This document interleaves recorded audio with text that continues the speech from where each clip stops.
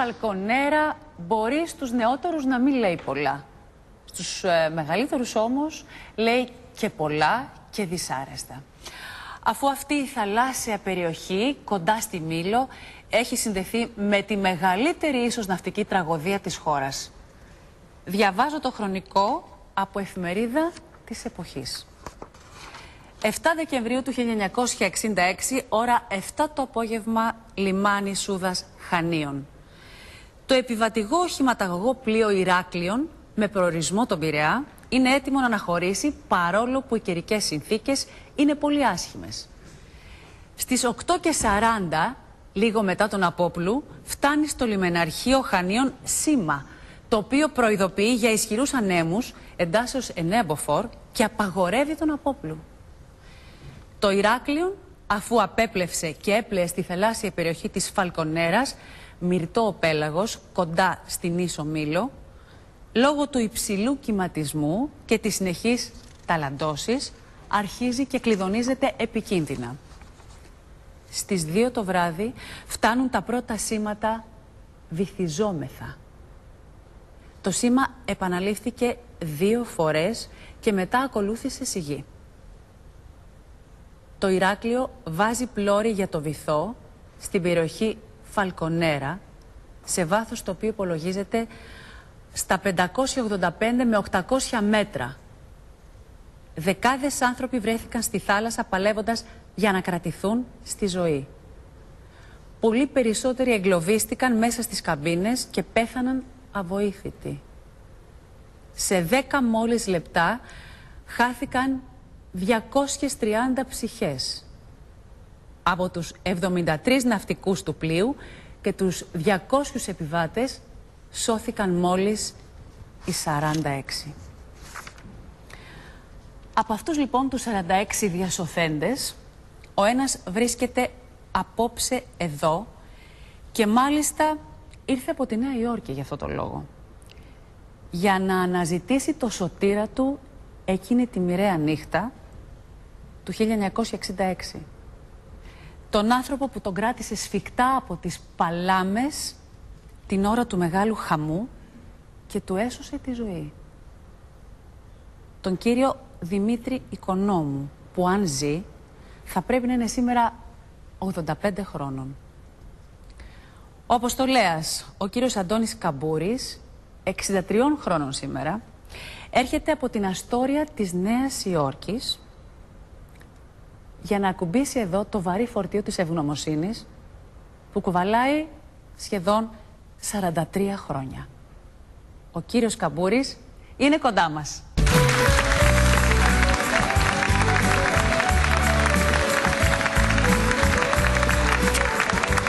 Καλώς ήρθατε. Δεν το πίστευα ποτέ ότι θα γνωρίσω έναν άνθρωπο από αυτή την τραγωδία. Καθίστε αρχικά. Κάνατε και πολύ μεγάλο ταξίδι για να έρθετε εδώ. Ευχαριστώ. Ήσασταν μόλις 20 χρόνων. Πιο μικρός από 20 χρόνων. Πιο μικρός. Κοίτασα, ήταν το πρώτο σας ταξίδι? Όχι. Με το Ηράκλειο, ναι. Με το Ηράκλειο, ναι. Δούλευα στο Ηράκλειο, συγγνώμη. Ήσασταν τι ιδιότητα? Πλήρωμα. Ναύτης. Ναύτης. Είχατε αποφασίσει δηλαδή να γίνετε ναυτικός? Είχα αποφασίσει να γίνω καπετάνιος και χρειαζόμουν κάπου 2 μήνες για να δώσω εξετάσεις για του τρίτου. Γίνατε ποτέ ναυτικός τελικά? Γίνατε ποτέ καπετάνιος? Όχι. Ηλεκτρονικός είμαι. Εκείνη η νύχτα σας ανέτρεψε όλα σας τα σχέδια, φαντάζομαι. Μάλιστα. Για το καλό. Τέλος πάντων, πήγα παραλίγο να πνιγώ, αλλά για το μέλλον μου ήταν καλύτερο να γίνω αυτό που έγινα παρά ναυτικός. Νομίζω ότι όταν βγει κανείς μέσα από τέτοια τραγωδία σώος και ασφαλής και από τους 230 ανθρώπους που χάθηκαν να είσαστε ένας από τους 45 που επιβίωσαν, 46, μετά συγγνώμη, 46. τους 46 παίρνει διαφορετικές αποφάσεις. Σίγουρα ανατρέπονται πολλά, όπως έχει στο μυαλό του. Θέλετε να μας μπορείτε μάλλον... Ψυχολογικά δεν ήμουν σε καλή κατάσταση, γιατί ένας από τους φίλους μου στο Νέο Ηράκλειο, μέναμε στο Νέο Ηράκλειο Αττικής, ένας από τους φίλους μου ήταν ναύτης και σκοτώθηκε μέσα στο ναυάγιο. Και όποτε πέναγα, μου λέει ο πατέρας του, γιατί δεν έσωσε το παιδί μου. Όπου ήταν μέσα σε καφενείο, έτρεχε και με έπιανε και μου λέει, γιατί δεν έσωσε το παιδί μου. Αυτό μου είχε δημιουργήσει μια πολύ άσχημη ψυχολογική κατάσταση. Δεν μπορούσα. Δηλαδή γι' αυτό έφυγα και πήγα στο εξωτερικό. Φέρνετε ποτέ στο μυαλό σας σκηνές από εκείνη τη νύχτα ή το ξεπεράσατε? Δεν το ξεπέρασα. Ειδικά τώρα που μεγαλώνει είναι χειρότερα από τότε που ήμουν μικρός. Γιατί, πώς το εξηγείτε αυτό? Κάθε φορά που γίνεται κάποιο δυστύχημα, ξέρω εγώ, ναι, αεροπορικό ή ναυτικό, μου έρχονται όλα αυτά στο μυαλό μου. Γιατί εκείνη τη στιγμή δεν την ξεχνάς. Δεν είναι ένα λεπτό. Καταλάβατε, δεν είναι ένα λεπτό. Ήταν ολόκληρη ιστορία μέχρι να σωθούμε. Ώρες. Καταλάβατε. Αυτό δεν ξεχνιέται ποτέ. Είστε σε θέση να μας περιγράψετε κάτι από εκείνη τη νύχτα? Μάλιστα. Θέλετε περιγραφή του όλου ναυαγίου ή γενικά? Θέλω να ξεκινήσουμε από εκεί που εσείς αντιληφθήκατε ότι κάτι κακό συμβαίνει. Όταν ήρθε και σας ξύπνησε, μάλιστα, ο Παναγιώτης, ο συναδελφός σας, μάλιστα, ο οποίος πνίγηκε, ναι, στο ναυάγιο εκείνο τελικά. Μάλιστα. Εγώ έπεσα μόλις έβγηκε έξω το ψυγείο, το αυτοκίνητο ψυγείο, έγινε το καράβι και ακούμπησε στη δεξιά μεριά. Και έπεσα κάτω από το κρεβάτι μου. Και λέω τι έγινε. Δηλαδή ξύπνησα, άνοιξα τα μάτια και μου λέει τι έγινε. Πώς έτσι και έπεσα κάτω? Επειδή ο κόσμος τώρα δεν κατάλαβε αυτό που είπατε, ένα φορτηγό ψυγείο που είχε μπει, μάλιστα, στο καράβι τελευταία στιγμή, με πορτοκάλια, μάλιστα, προσέκρουσε σε ένα κλειδονισμό του, ναι, πλοίου στην πόρτα και έσπασε και την πόρτα. Και το καράβι έτσι ακούμπησε στη θάλασσα. Όλη η δεξιά του μεριά πρέπει να ακούμπησε. Δηλαδή έγειρε όλο το καράβι δεξιά. Και ήρθε ο Παναγιώτης, άνοιξε την πόρτα και λέει σηκωθείτε πάνω. Χωρίς να ανάψει τα φώτα της καμπίνας. Ναι. Εγώ δεν σηκώθηκα. Λέω φοβιτσάρης ήταν αυτός. Και ξανά έρθει πάλι και λέει. Μάλλον ήσασταν πολύ κουρασμένος. Ναι. Και του λέω και ξανά έρθει πάλι και λέει: αν δεν σηκωθείς, δεν φεύγω, μου λέει από εδώ. Επέμενε στην πόρτα μπροστά να σηκωθώ. Και σηκώθηκα πραγματικά μαζί του. Ναι. Του λέω: τι γίνεται? Το ψυγείο μου λέει: το βλέπεις μέσα στη θάλασσα, μου λέει: κοίτα το ψυγείο μου λέει. Πήγα να πληθώ δηλαδή να ετοιμαστώ για να πάω να υπηρετήσουμε να κλείσουμε την μπουκαπόρτα. Εννοείται, μέσα στον ύπνο μου. Και όπως έβγαινα έξω, λέω: πνιγόμαστε και λέει: δεν ξέρουμε τι γίνεται. Βρήκατε λοιπόν μπροστά σας τον άνθρωπο στον οποίο στέλνετε απόψε το πακέτο, τον κύριο Δημήτρη Οικονόμου. Μάλιστα. Και του λέω: ήσασταν συνάδελφοι, έτσι, μεγαλύτερος αυτός βέβαια σε ηλικία από εσάς, αρκετά μεγαλύτερος. Τι θέση είχε αυτός εκεί, στο πλοίο? Ναύτης και αυτός. Και το ρώτησα τι να κάνουμε και μου λέει: κάτσε εκεί που κάθεσαι. Του λέω: να πάω σε μπουκαπόρτα κάτω. Και του λέω: όχι, είσαι καλά, μου λέει: κάτσε εκεί που κάθεσαι, μου λέει.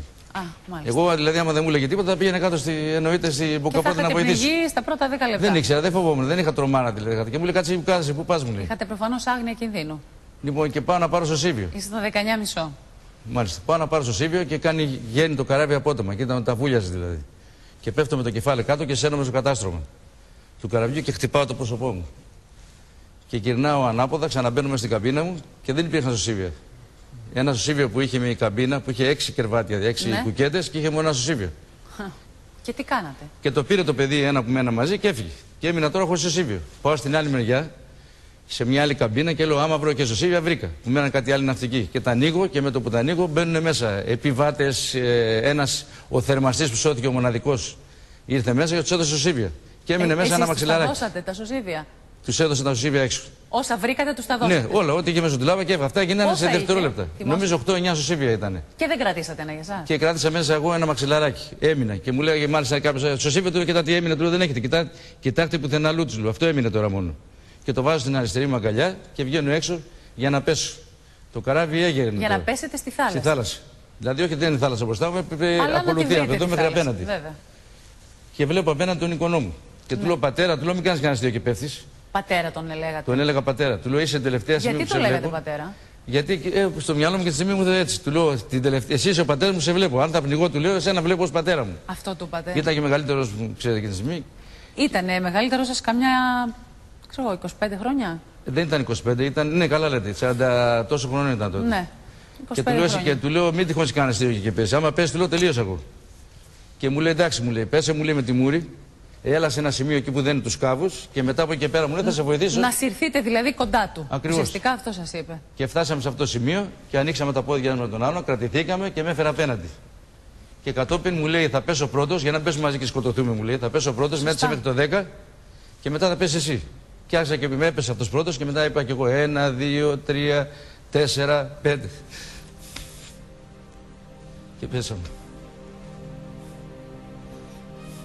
Και στο 10 ήσασταν ήδη στο νερό. Άστα.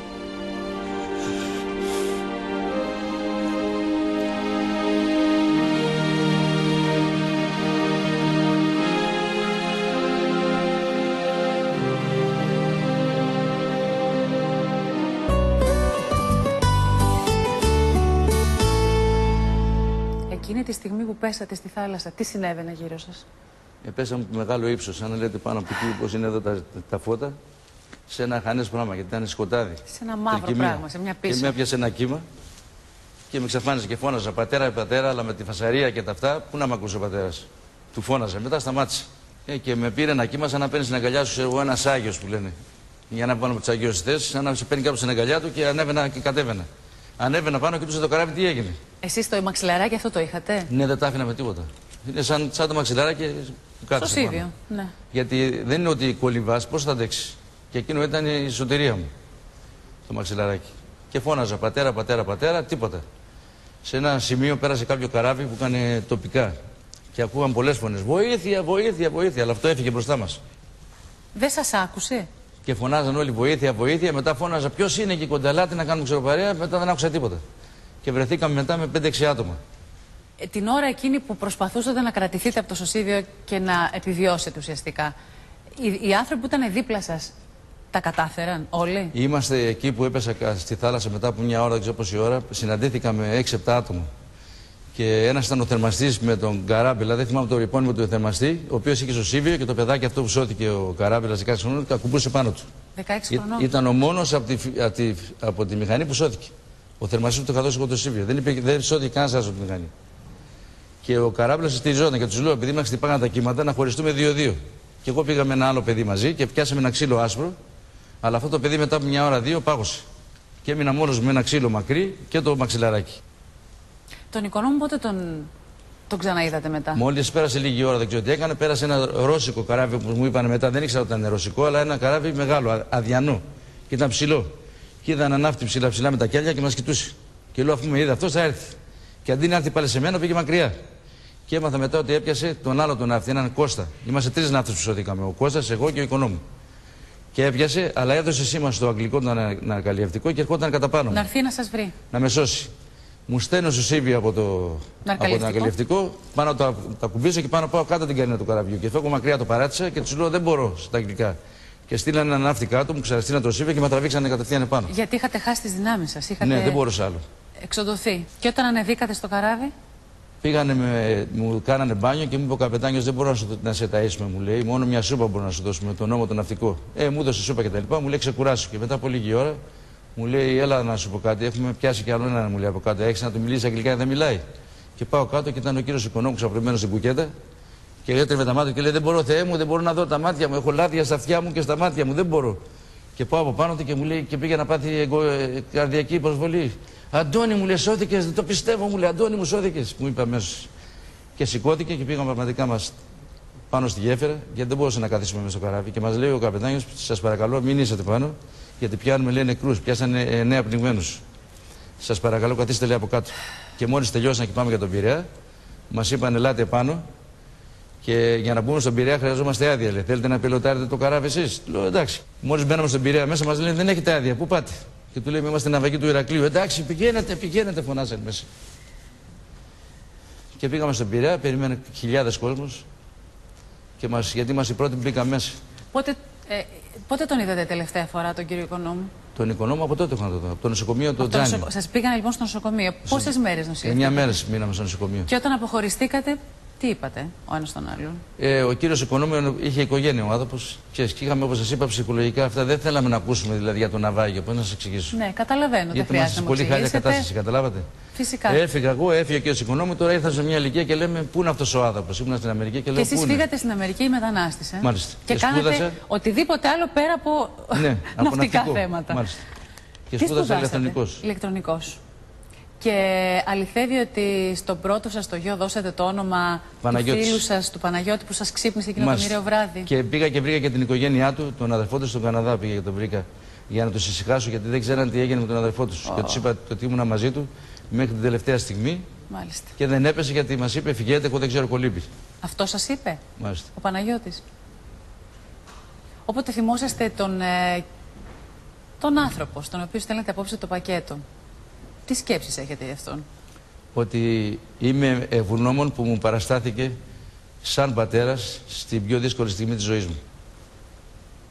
Σας δόθηκε ποτέ ευκαιρία να του το πείτε? Όχι. Θα ήθελα όμως. Φυσικά θα θέλατε. Δεν έτυχε λοιπόν ποτέ να συναντήσετε τον κύριο Οικονόμου? Δεν ξέρετε αν ζει? Και τον θέλω. Αρχικά. Γιατί αν υπολογίσουμε τα χρόνια του, σήμερα πρέπει να είναι γύρω στα 85. Ναι, περίπου. Τι πιστεύετε εσείς? Για τον κύριο Οικονόμου. Ναι. Εγώ πιστεύω ότι θα ζει. Όντως, ο κύριος Δημήτρης Οικονόμου είναι εν ζωή.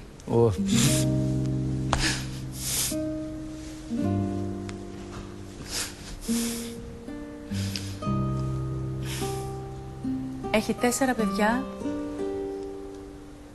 Είναι συνταξιούχος ναυτικός και ζει στο παλαιόκαστρο της Σιτίας. Ναυτικός, ταλαιπωρημένος δηλαδή. Ταλαιπωρημένος για πολλά χρόνια ακόμη. Είναι κάποιοι άνθρωποι, ξέρετε, που έχουν τη θάλασσα στο αίμα τους και δεν μπορούν να τη βγάλουν από το DNA. Όσες τραγωδίες και αν ζήσουν και όσα ναυάγια και αν βιώσουν. Και δεν έχει απλώς 4 παιδιά, έχει και εγγόνια και δυσέγγωνα. Το θέμα είναι ότι ζει. Ότι ζει, ότι εμείς τον εντοπίσαμε, όπως σας έχω πει. Σε ευχαριστώ. Και ο Πέτρος τον βρήκε και του παρέδωσε το πακέτο της ευγνωμοσύνης σας. Για να δούμε εκεί πώς είναι σήμερα ο κύριος Οικονόμου.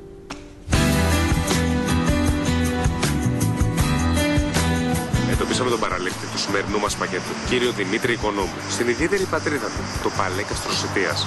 Πάμε να του παραδώσουμε το πακέτο του. Γεια σας. Ο κύριος Οικονόμου, σωστά? Τι κάνετε? Είμαι ο Πέτρος από την εκπομπή, είπαμε πακέτο. Καλά είστε? Καθίστε κύριε. Καλώς σας βρήκα. Έχω ήρθει εδώ για να σας παραδώσω πακέτο. Το κλειδάκι αυτό είναι δικό σας. Αν αποφασίσετε να έρθετε στην Αθήνα, δεν μένει παρά να έρθετε με αυτό το κλειδάκι για να μάθετε τον Αποστολέα. Ελπίζω να το σκεφτείτε. Ναι, θα κάνω τα πάντα για να έρθω. Γιατί είμαι εναγωνίος, δηλαδή ποιος είναι αυτός. Ελπίζω να ικανοποιήσετε την περιέργειά σας. Ναι, την περιέργειά μου βέβαια. Ευχαριστώ πολύ.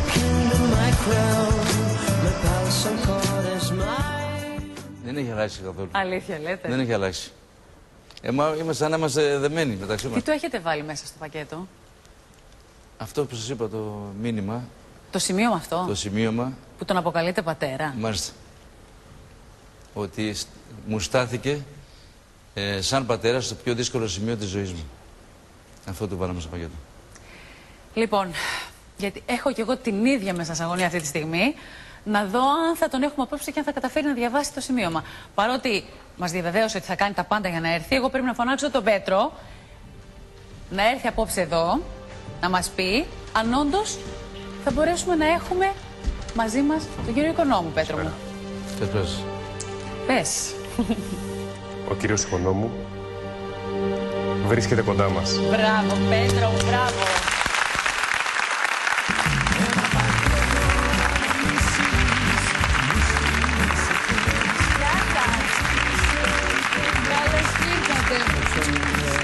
Τι κάνετε? Ελάτε να καθίσουμε εδώ μαζί, ελάτε. Με τι θέλετε? Εγώ θα σας βάλω εδώ μαζί μου. Στα πακέτα, Εδώ δίπλα. Γεια σας. Γεια σας, έτσι, μπράβο, άρε, ψυχή κριτική. Κριτικός με τα όλα του. Εσείς είστε έτοιμος να ζήσετε απόψε κάτι φοβερό εδώ? Έτοιμος? Δηλαδή, πού το πάτε, για καρδιά? Όχι. Έλεγα. Για καλή καρδιά. Αφού δεν μου την έφαγε το ναυάγιο, Ποιο ναυάγιο? το Ηράκλειο. Ήσασταν στο Ηράκλειο? Βεβαίως. Φαλκονέρα? Ναι. Το θυμόσαστε? Ναι. 12 ώρες μέσα στη θάλασσα. 12 ώρες μείνατε μέσα στη θάλασσα? Βέβαια, ναι. Εκεί έμαθα μπάνιο γιατί ήμουν πολύ ψηλός και πάτωνα στο βυθό. Γιατί δεν ξέρατε μπάνιο? Ήξερα, σκυλόψαρο είμαι. Βέβαια, αφού επιβιώσατε από τη Φαλκονέρα, μάλλον για σκυλόψαρο σας βλέπω κι εγώ. Θα τα πούμε. Εσείς ήσασταν ναυτής στο Ηράκλειο. Ναύτης πλήρωμα ήμουν. Είχατε ήδη όμως τον ενεργητικό σας αρκετά χρόνια στη θάλασσα, έτσι δεν είναι? Ναι, βέβαια. Είχατε ζήσει κι άλλα τέτοια περιστατικά? Όχι, τέτοιο περιστατικό όχι. Αλλά στο βίο μου μέσα κυνηγούσα πάντα βιβλία που γράφανε για ναυάγια. Αμάν. Ναι, όχι, γιατί έτσι είναι. Στον πόλεμο πρέπει να μάθεις και ο αντίπαλος τι έχει. Τους θυμόσαστε αυτούς που γλιτώσαν μαζί σας? Βέβαια. Από το κατάστρωμα θυμάμαι ένα Κωνσταντίνο Ψαρή, ο οποίος στην Αμερική δεν ξαναβαρκάρισε, και έναν Αντώνη Καμπούρη, ένα καμπούρι και αυτός έμαθα από χρόνια ότι είναι στην Αμερική, δεν ξαναμπαρκάρισε και αυτός. Τους τάραξε τόσο πολύ αυτό το συμβάν που δεν θέλανε να ξαναδούνε τη θάλασσα μπροστά. Κοιτάξτε να δείτε. Εσείς, συγγνώμη, ξαναμπαρκάρατε? Δεν είχα άλλη επιλογή. Επιβίωση θέμα. Ναι. Και το ξεπεράσατε ποτέ? Οι συγγενείς μου λένε θα σου πάρουμε, μήπως σας καθυστερώ? Όχι, πείτε μου. Ναι. Θα σου πάρουμε ένα τρίκυκλο να κάνεις το μανάβι, μου λένε. Τις πρώτες μέρες και με ξεχάσαν και αυτοί. Και πήγα και έβαλα φυλάδιο και ξαναμπαρκάρισα. Και μετά ναυάγησα πάλι και βγήκα με ένα ξύλο στην Εύβοια Κολυμπητός. Άλλο ναυάγιο. 2 ναυάγια έχετε στη ζωή σας. Ναι, μίλαμε για το γάμο, δεν είναι ναυάγιο ο γάμος. Δεν τρίτωσε το ναυάγιο, άμα πετύχει. Μπράβο, πάμε παρακάτω. Το ξεπεράσατε ποτέ? Έχει στιγμές που όταν είμαι μόνος και φέρω ορισμένες σκηνές, πονάω γιατί χαθήκανε τόσοι άνθρωποι. Ναι, τόσοι άνθρωποι χαθήκανε βέβαια. Πιστεύετε ότι σωθήκατε επειδή είσαστε τυχερός ή επειδή είσαστε δυνατός και ευφυής τη συγκεκριμένη στιγμή που έπρεπε να είσαστε? Εγώ δεν θα βάλω τον Ποσειδώνα ή τον Άγιο Νικόλαο. Είναι ότι άντεξα. Ναι. Θυμάμαι ότι με αυτό τον Αντώνη το Καμπούρι, ναι. Θυμάμαι πολύ καλά γιατί τα έχω πάρα πολλές φορές πει και τα θυμάμαι. Ότι το καράβι, όταν είδα εγώ ότι δεν έχει ζωή, γιατί πήγαμε στον καράζ και είδαμε τα χάλια που είχε με ένα φορτηγό που είχε μέσα ένα ψυγείο, και πήγαμε στην Πρίμη όλοι και περιμέναμε τώρα, 12 η ώρα είχα τελειώσει την υπηρεσία μου εγώ, περιμέναμε τώρα να δούμε τι θα γίνει. Το καράβι δεν πάει καλά και άρχισε και έπαιρνε κλίση δεξιά. Και μια στιγμή φεύγει αυτός ο ψαρής και πήγαινε προς την πλώρη. Έλα πίσω, του λέω, από εδώ, άμα εγκαταλείψουμε το πλοίο, θα το εγκαταλείψουμε από την Πρίμη. Γιατί από την πλώρη θα σε φάει ο έλεκας, σε κάνει κοιμά. Αυτός χάθηκε. Όταν πήγα στην Πρίμη ήταν ένας κόσμος εκεί, το πλήρωμα, και κλαίγανε. Και βλέπανε ότι χανόμαστε. Ναι. Ένα παιδί ήταν καμαρωτάκι που λέμε εμείς, το οποίο έκλαιγε και είχε το σωσίβιο και δεν ήξερε να το βάλει, να το προσαρμόσει στο σώμα του. Λοιπόν, μην κλαις, του λέω. Μου λέει το καράβι, του λέω, βουλιάζει. Καρδιά να την κάνεις πέτρα, θα κολυμπήσουμε και ο Θεός βοηθός. Τι θα κάνουμε. Του έδωσα το σωσίβιο. Όταν πήγα στην Πρίμη, εκεί ακριβώς οι κύριοι όλοι το ξέρουνε, έχει ένα ιστό που έχει τη σημαία την ελληνική. Ναι. Ήμουνα έτοιμος λοιπόν το καράβι, από ό,τι κατάλαβα, πήγαινε την ίδια πορεία, αλλά οι μηχανές είχαν κοπάσει, δεν δουλεύανε οι μηχανές. Μάλιστα. Αλλά είχε μία φόρα, τέλος πάντων. Αυτή η φόρα ήταν αρκετή να με πάει πολλά μέτρα κάτω, αυτός ο στροβιλισμός της προπέλας σε μένα. Και μα τι να έκανα. Πάνω που ήμουν έτοιμος, ακούω τη φωνή του Αντώνη του Καμπούρη. Πατέρα, σώσε με, μου λέει. Πατέρα, με λέει. Γιατί σας είπε πατέρα? Ναι. Γιατί σας είπε πατέρα? Γιατί ήμουν πιο μεγάλος, εγώ ήμουν 32 χρόνια και αυτός 19. Πήγε να γίνει καπετάνιος και δεν έγινε και αυτός. Ας είναι. Του λέω, το καράβι έπαιρνε. Το νερό ανέβαινε. Του λέω, είναι η ζωή λίγη. Βάλε τα πόδια σου, δες τα έτσι, με την κοιλιά κάτω και εγώ το ίδιο. Θα σε πιάσω με τα χέρια, θα με βαστάς, γιατί άμα φύγεις θα σκοτωθείς στα κάγκελα, στη θάλασσα. Και έτσι και έγινε. Ναι. Σηκώθηκε το πει, μην κλαις, του λέω. Κάνε το σταυρό σου και έπεσε στη θάλασσα, έπεσε γι' αυτός. Δηλαδή σώθηκε εξαιτίας σας? Ορίστε. Σώθηκε εξαιτίας σας. Σώθηκε και το Καμπούρι τον είχε πιάσει ένα εγγλέζικο αναργαλευτικό πριν από μένα. Και βρεθήκαμε στο καραβάκι μέσα μαζί. Πω, τι έχετε ζήσει. Ναι. Λοιπόν, στη θάλασσα όμως χωρίσαμε μετά, με τον κυματισμό. Όπως εγώ δεν κολυμπούσαμε, τι να κολυμπήσεις να κάνεις. Βαστάγαμε ισορροπία με το σούδιο. Ήρθε το πρώτο πτώμα απάνω μου. Ωχ, Παναγία μου, κάνω έτσι άνθρωπος πνιγμένος, ντουμπανιασμένος. Λέω έτσι θα γίνω κι εγώ. Και τι κάνατε? Ξαναπήρα θάρρος. Έπεσε και δεύτερος και τρίτος, δεν με είδε πια. Πήρα το βάφτισμα του πυρός. Λέω, και τι θα γίνει? Αγάντα. Μέχρι που ξημέρωσε. Μέχρι που ξημέρωσε. Καμία βοήθεια δεν είχε παρουσιαστεί. Κατά τις 10 η ώρα σημειωτέων ότι η θάλασσα, η αλμύρα και το μαζούτ που είχε χυθεί τα καύσιμα, τα μάτια μας δεν βλέπαμε καλά. Τώρα τι θα γίνει? Βρήκα ένα τσιβώτιο και μπήκα στο τσιβώτιο μέσα. Αυτό με έσωσε. Αλήθεια. Αλλά δεν μπορούσε να κάτσει όρθιος γιατί πήγαινε κάτω. Και ήμουνα όλο μες στο νερό, αυτό με έσωσε. Γιατί το νερό ζεσθενότανε και με τα ρούχα. Άκου να δεις. Με τα ρούχα, ναι. Ποιος το στέλνει το πακέτο απόψε? Πού να ξέρω.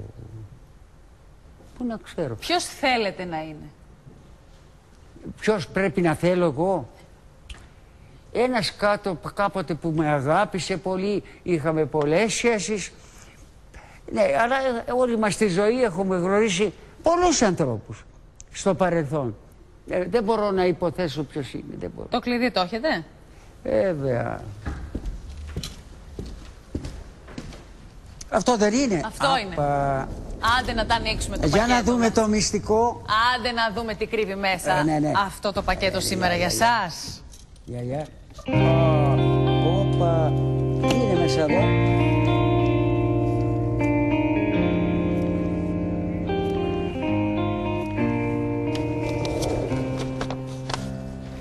Μπορείτε να το διαβάσετε ή να βοηθήσω? Να το διαβάσω? Ναι. Ναι. Στη δύσκολη στιγμή ήσουν πλάι μου σαν πατέρας. Ποιος είναι τώρα αυτό? Καλά διαβάζετε χωρίς γυαλιά, θα μας τρελάνετε απόψε εδώ. Αμέ. Τι άνθρωπος είναι. Ένα χειροκρότημα βρε παιδιά, δεν υφάζατε. 85 και διαβάζετε χωρίς γυαλιά. Και κάνω και 150 μπάνια το καλοκαίρι. Και έχω και περιβόλι και βγάζω λαχανικά. Τώρα εξηγούνται όλα. Και έχετε και ψυχή λιονταριού. Λοιπόν, κύριε Οικονόμου, θέλω να δείτε κάποιο πρόσωπο. Τώρα. Είναι το πρόσωπο... Ασφαλώς, έχουμε καλή όραση. Το κατάλαβα.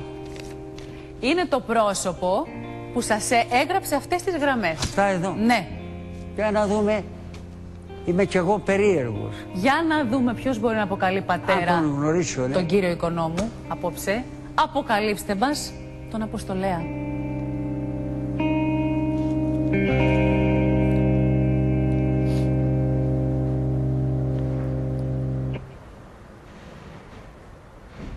Ζωντανός είναι, δεν είναι φωτογραφία. Ζωντανός είναι. Ναι.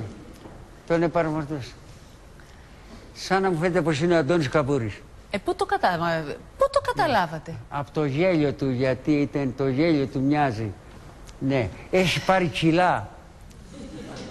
Ναι. Ίσως η φωτογραφία τα μάλλον δίνει. δεν ασχολείται όσο πρέπει με το περιβόλι του. Ναι. Και δεν κάνει 150 μπάνια το χρόνο. Υποθέτω, δεν είμαι και τόσο βέβαιος. Λοιπόν, αλλά... εγώ λέω να τον ακούσουμε. Ναι, πατέρα. Τι λέει, κλαίει. Τώρα θα γίνει της κακομοίρας εδώ.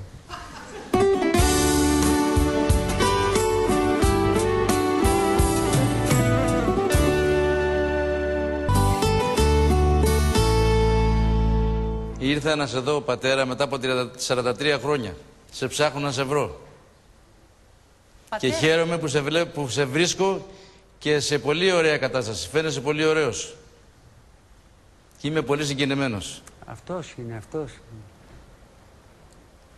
Είναι ο Αντώνης ο Καμπούρης. Είναι. Και είμαι ο Αντώνης ο Καμπούρης, Δημητρή, μπαμπά.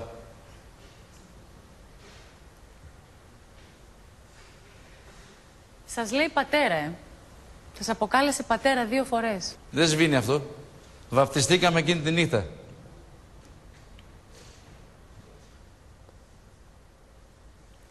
Συγκινημένος είμαι πολύ κι εγώ. Διώξτε μου το κεντρικό πακέτο.